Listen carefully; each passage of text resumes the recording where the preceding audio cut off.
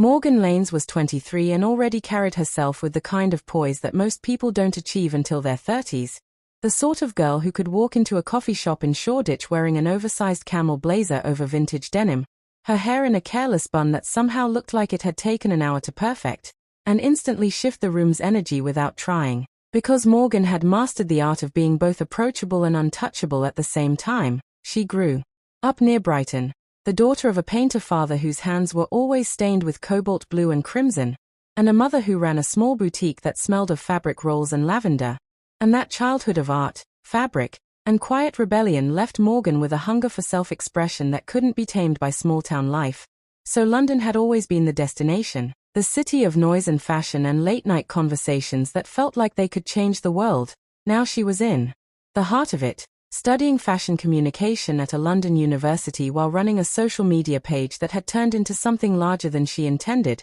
a digital mood board of her own style that caught the attention of thousands who admired the way she paired men's tailoring with delicate jewelry, or how she could make an alleyway in East London look like a runway with just the right pose. And even though she posted without overthinking, the world began to overthink her, writing blog posts about her aesthetic, asking in comment sections what brand of boots she wore, deeming her about how she balanced bold confidence with quiet vulnerability, because Morgan had become the sort of figure people projected onto a blank canvas painted with the desires of strangers. But behind the filtered photos and the snappy captions was a girl who still battled moments of silence that felt heavier than the crowded streets she walked every day, because independence is dazzling until the nights stretch long and the flat feels cold, and she often wondered if her refusal to compromise for anyone might also be the very reason she sometimes felt untethered. She didn't date much, though not for lack of interest. People were drawn to her, curious about the girl who seemed so alive in pictures,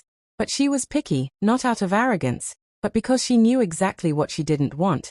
Anyone who saw her as a project to fix, or worse, a trophy to show off. And so she held out, telling herself that one day someone would arrive who understood that her independence wasn't a wall but a fire, something to stand beside rather than try to extinguish. Career, though, was where her pulse truly quickened, and she dreamed in sketches and mood boards of a fashion label that wasn't just about clothes but about storytelling, about translating the grit of UK high street culture into something global, a brand that could make a girl in Tokyo or New York feel the same electricity she felt walking through Camden on a Friday night, the same rush of mixing vintage finds with futuristic cuts, the same thrill of being slightly out of step with the mainstream, because that's where the magic was. It was during one of her usual unplanned shoots, standing against a graffiti-covered wall in Dalston with nothing but a borrowed camera and a spontaneous outfit, that she posted a photo which went viral, catching the eye of a Parisian designer known for spotting raw talent,